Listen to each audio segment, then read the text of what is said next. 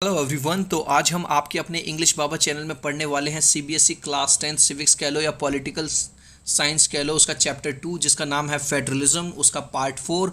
अगर अभी तक आपने इसके तीनों पार्ट नहीं पढ़े हैं तो पहले वो पार्ट पढ़ लेना, तब ये वाला पार्ट आपको पढ़ने में मज़ा आएगा। यहाँ मैंने अपना नंबर दे दिया है 8059041145 80 590 411 45। अगर आप मुझे कॉल या व्हाट्सएप करना चाहते हो तो मुझे इस नंबर पर कर सकते हो। आगे बढ़ने से पहले यार रिक्वेस्ट करूँगा, चैनल पे मेरे भाई नए आए हो या अभी तक सब्सक्राइब नहीं किया तो कुछ भी फेंक के मार दो, आज चैनल को कर दो सब्सक्राइब। चलिए, इस पार्ट में हम पढ़ने वाले हैं कि जो now we will read about the relationship between central government and state government. Central government और स्टेट गवर्नमेंट के बारे में मैं ऑलरेडी आपको बहुत कुछ बता चुका हूँ।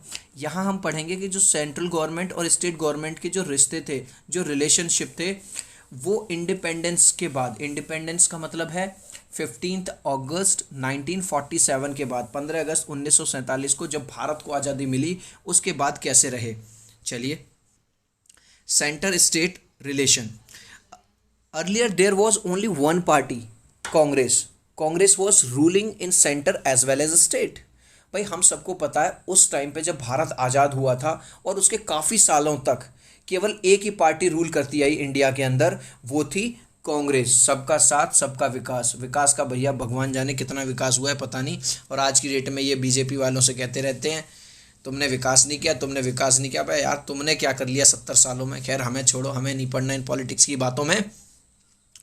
अब कांग्रेस की ही सरकार थी स्टेट के अंदर भी और सेंट्रल के भी, सेंटर के अंदर भी। तो क्या करते थे भैया, इनकी मनमानी चलती थी। जो ये कहते थे, जो ये चाहते थे, वो ही होता था पूरे देश के अंदर। ये वाली बात शायद आपको ऑलरेडी पता भी होगी।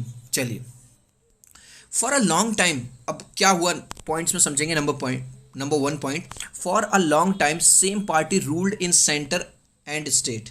बड़े लंबे टाइम तक वो ही पार्टी रूल करती आई, कहाँ पे भी, स्टेट के अंदर भी और सेंटर में भी। This party did not allow state government to exercise their rights to as autonomous federal units. मतलब यार इंग्लिश बाबा कुछ भी समझ में नहीं आया, क्या कह दिया।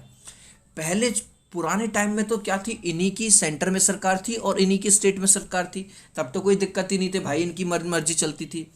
आगे चल के जब थोड़ी बहुत दूसरी पार्टीज आई, किसी और पार्टी की स्टेट में गवर्नमेंट बनी, तो ये लोग क्या करते थे, अपनी मनमानी करते थे। क्योंकि मैंने आपको बताया था ना पिछले लेक्चर में, सेंट्रल गवर्नमेंट की जो पावर थी वो हमेशा से स्टेट गवर्नमेंट की पावर से ज़्यादा थी। तो जिस जिस स्टेट में किसी और पार्टी की सरकार होती थी वहाँ पे कांग्रेस सरकार यानी कि जो सेंट्रल गवर्नमेंट थी जिनकी, उस टाइम पे वो उसका अपनी पावर का मिसयूज़ करते थे और उन्हें जो स्टेट गवर्नमेंट थी उसे उसकी पावर का यूज़ करने नहीं देते थे।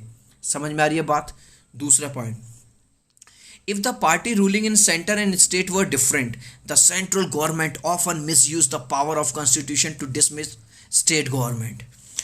अब ये कह रहा है कि अगर रूलिंग पार्टी सेंटर में और स्टेट में अगर अलग अलग थी, मान के चलो एक स्टेट में गवर्नमेंट है कांग्रेस की, फिर तो कोई दिक्कत ही नहीं है भाई, बाप बेटे एक तरह से, समझ रहे हो। लेकिन अगर स्टेट के अंदर गवर्नमेंट किसी और की है तो उस टाइम पे जो सेंट्रल गवर्नमेंट थी यानी कांग्रेस की जो सरकार थी वो क्या करती थी, मिसयूज करती थी अपनी पावर्स का। ये बिल्कुल इस तरह से है, मैडम ने किसी बच्चे को क्लास के अंदर मॉनिटर बना दिया, अब वो बच्चा बात भी नहीं कर रहा, चुपचाप बैठा है, फिर भी उसका नाम लिखे जा रहा है, तो वो बच्चा क्या कर रहा है, अपनी पावर का गलत इस्तेमाल कर रहा है। जैसा कि आपको यहाँ दिख रहा होगा, देख रहे हो, ये मोटा सा लंबा सा पावरफुल इस छोटे से आदमी पे अपनी हैकड़ी जमा रहा है। अब जमाना तो अपनी बीवी पे जमा, निकल यहाँ से। चलिए, third, things changed in 1990, no single party had majority, therefore many different parties collectively made the government. लेकिन कहते हैं ना भाई, टाइम बदलता है, ठीक है, जैसी करनी वैसी भरनी। 1990 में क्या हुआ मेरे भाई, जब सेंटर में सरकार बननी थी, इस बार कांग्रेस पार्टी को बहुत कम वोट मिले। मतलब इतने कम वोट मिले इस बार कि वो पूरी तरह से अपनी सरकार नहीं बना सकते थे अकेले। तो उन्हें क्या करना पड़ा, इस बार कांग्रेस गवर्नमेंट को ये मिलजुल के सरकार बनानी पड़ी। क्या आपको ये वाली बात समझ में आ रही है। इसे कहते हैं कॉलिजन गवर्नमेंट। जब गवर्नमेंट किसी एक पर्टिकुलर पार्टी की ना बने या एक पर्टिकुलर पार्टी को पूरे उतने वोट ना बने जितने की ज़रूरी हैं सरकार बनाने के लिए, तो 2 3 या 4 या कुछ पार्टीज़ आपस में मिलके, जैसा कि यहाँ पे आपको ये दिखाई दे रहा होगा, वो पार्टीज़ आपस में, अलग अलग पार्टीज़ आपस में मिलके सरकार बना लेती हैं। वैसे मैं आपको इस फोटो का थोड़ा सा समझा दूं। अब जैसे यहाँ पे आपको सोनिया गांधी दिखाई दे रही हैं, मायावती दिखाई दे रही हैं, राहुल गांधी जी दिखाई दे रहे हैं, लास्ट में राइट हैंड साइड में आपको अखिलेश यादव जी दिखाई दे रहे हैं। तो सोनिया गांधी जी की बात करूं तो वो हैं कांग्रेस की, मायावती की बात करूं तो वो हैं बहुजन समाज पार्टी की, और अगर अखिलेश यादव की बात करूं तो वो हैं सपा यानी कि समाजवादी पार्टी के। तो कभी कभी गवर्नमेंट या अलग अलग पार्टी के लोग भी किसी या तो किसी एक पर्टिकुलर पार्टी को हराने के लिए या सरकार बनाने के लिए साथ में आ जाते हैं। इस चीज़ को ध्यान रखना, इसे बोलते हैं कोलिजन गवर्नमेंट। यहाँ पे गलती से 7 लिख गया, ये 4th पॉइंट है।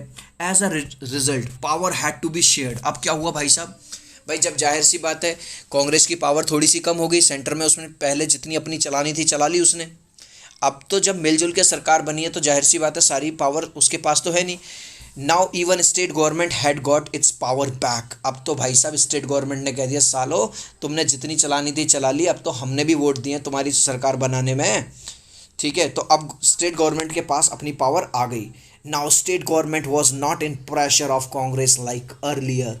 अब जो स्टेट गवर्नमेंट थी अब उस पर कांग्रेस का कोई प्रेशर नहीं था पहले की तरह। तो यहाँ पे देखो ये रोता हुआ जो बच्चा है ना, ये है मेरे भाई स्टेट गवर्नमेंट। पहले ये रोता रहता था, ठीक है, क्यों? क्योंकि इसे सेंट्रल गवर्नमेंट परेशान करती थी। लेकिन अब हो गया भाई, ऐप्स बना लिए लौंडे ने तेरी, ठीक है। चलो 5th पॉइंट है, यहाँ मैंने 8th लिखा हुआ गलती से।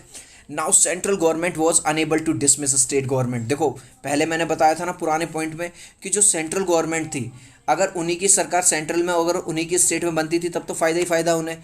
लेकिन अगर स्टेट में किसी और की गवर्नमेंट बन जाती थी तो कॉन्स्टिट्यूशन से जो उन्हें पावर मिली हुई है उन पावर का वो गलत इस्तेमाल करके स्टेट गवर्नमेंट को परेशान करते थे, उन्हें डिसमिस करते थे। लेकिन अब सेंट्रल गवर्नमेंट ऐसा नहीं कर पाती थी। चलिए इतनी बात क्लियर हो गई। Now you will be thinking we are only talking about central government and state government. अब आप लोग कहोगे सर आपने जब फेडरलिज्म चैप्टर शुरू किया था तब आपने बताया था इंडिया के अंदर जो गवर्नमेंट है वो 3 लेवल पे बटी हुई है, स्टेट गवर्नमेंट, सेंट्रल गवर्नमेंट, और तीसरे का क्या है सर? आप तो तीसरे की बात ही नहीं करते, बस स्टेट गवर्नमेंट की बात करते हो, सेंट्रल गवर्नमेंट की बात करते हो। तो चलो यार 3rd लेवल की बात कर लेते हैं। लेकिन 3rd लेवल की बात करने से पहले एक बहुत इंपॉर्टेंट टर्म आपको पढ़ाऊंगा जिसका नाम है डिसेंट्रलाइजेशन। अब भैया डिसेंट्रलाइजेशन क्या है? The transfer of authority from central and state government to local government. जब पावर सेंटर से और स्टेट से लेके लोकल गवर्नमेंट को ट्रांसफ़र कर दी जाती है उसे बोलते हैं डिसेंट्रलाइजेशन। देख रहे हो, टेन टेन लोकल गवर्नमेंट। भाई साहब अब तो लौंडे ने ऐप्स बना लिए, क्या बात है। डिसेंट्रलाइजेशन टॉपिक समझ में आ गया? जब पावर लोकल गवर्नमेंट को दे दी जाए, ठीक है। In the villages of India this government is known as panchayat. Bharat के गांवों में इस गवर्नमेंट को कहते हैं ग्राम पंचायत। आप लोग अगर गांव से हो तो आप जानते भी होंगे, गांव पंचायत में इस तरह के बड़े फैसले लिए जाते हैं। भाई साहब किसकी बहू किसके संग भग गई, वो लौंडी आई थी वहाँ की, और किसके संग भग गई भगवान जाने। फिर भाई साहब इस पर पंचायत होती है बड़ी बड़ी। चलिए, जो ग्राम पंचायत का जो हेड होता है वो होता है सरपंच, और सरपंच हमेशा वहाँ का एक वाइज पर्सन, जो वेल्दी पर्सन, अमीर घराने से बिलोंग करते हैं, पढ़े लिखे, वो लोग होते हैं सरपंच, ठीक है। In cities it is known as municipality and its head is mayor. देखो अब कंफ्यूज मत होना, गांव के अंदर जो लोकल गवर्नमेंट है उसे ग्राम पंचायत कहते हैं और इसका हेड होता है सरपंच। लेकिन शहरों के अंदर इसे बोलते हैं म्यूनसिपालिटी और इसका जो हेड होता है वो होता है मेयर। देखो यहाँ पे मैंने एक पुरी म्यूनसिपल ऑफिस है ना, पुरी का है ये। अब पढ़ेंगे भैया इंडिया के अंदर 1992 में क्या क्या चेंजेस आए। In India in 1992 decentralisation took place nicely.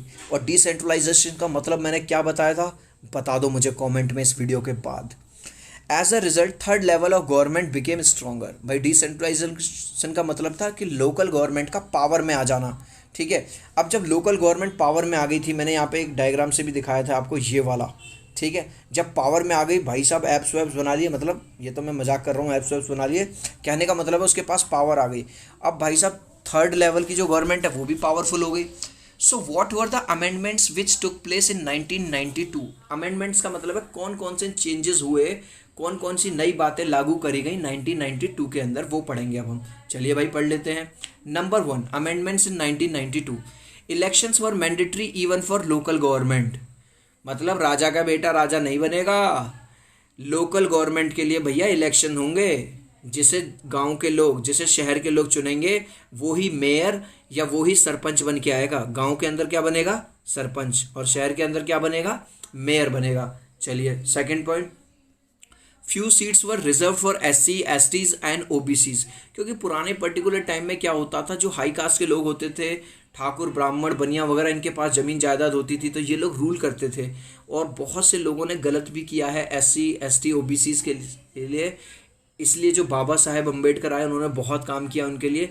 तो बहुत सारी सीट्स रिजर्व कर दी गई SC लोगों के लिए, ST लोगों के लिए और OBC लोगों के लिए। 1/3 seats were reserve for women. और 1/3 सीट थी जो रिजर्व कर दी गई विमेन पावर के लिए, ताकि जो लेडीज़ हैं उन्हें भी मौका मिले घर से बाहर निकलने का। ठीक है भैया, कोरोना है मैडम जी, अब घर के अंदर ही रहो, इन दिनों सही नहीं है।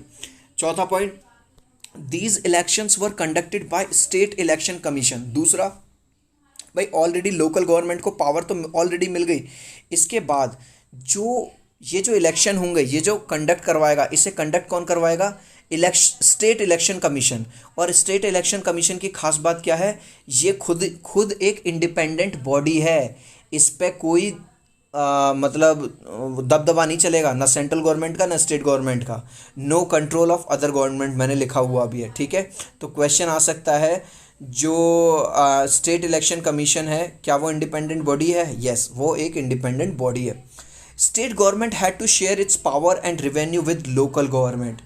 और यहाँ तक कि लोकल गवर्नमेंट को इतना पावरफुल बनाया गया कि जो स्टेट गवर्नमेंट के पास जो पावर होती थी और जो रेवेन्यू का मतलब है जो पैसा आता था, वो उसे शेयर करना पड़ता था लोकल गवर्नमेंट के साथ। अगर आप में से कुछ लोग गांव में रहते हैं या गांव में गए हो, तो आपने देखा होगा गांव के जो प्रधान जी वगैरह होते हैं, वो सड़क बनवाते हैं, नालियाँ बनवाते हैं, कुएँ खुदवाते हैं, है ना। तो वो पैसा कहाँ से आया? वो जो प्रधान जी है वो अपने घर से लगाएंगे क्या? नहीं, वो लगाएंगे, वो पैसा उन्हें स्टेट गवर्नमेंट से आएगा और वो पैसा उसे गांव की डेवलप करने के लिए उसे लगाएंगे। Now let's understand village panchayat system. अब गांव का जो पंचायती सिस्टम है भाई, उसे समझ लेते हैं जल्दी से। एवरी विलेज हैज़ 1 ग्राम पंचायत। हर गांव के अंदर एक ग्राम पंचायत होती है। ठीक है, अब जो बहुत सारी जो ग्राम पंचायत हैं, एक गांव के अंदर बहुत सारी ग्राम पंचायत मिलके बनाती हैं पंचायत समिति, और पंचायत समिति मिलके बनाती हैं एक जिला परिषद बनाती हैं। तो ये 3 टियर सिस्टम है पंचायती राज इन रूरल एरियाज़। इस बात को समझो भाई। मान के चलो एक जगह है, उस जगह में छोटे छोटे काफ़ी सारे गांव आएंगे, हर एक गांव में एक ग्राम पंचायत होगी। ग्राम पंचायत आपस में मिलके पंचायत समिति बनाएंगी और पंचायत समिति मिलके पूरे डिस्ट्रिक्ट में एक जिला परिषद बनाएंगे। ठीक है, आई होप कि जितना मैंने इस टॉपिक में पढ़ाया आपको समझ में आ गया होगा।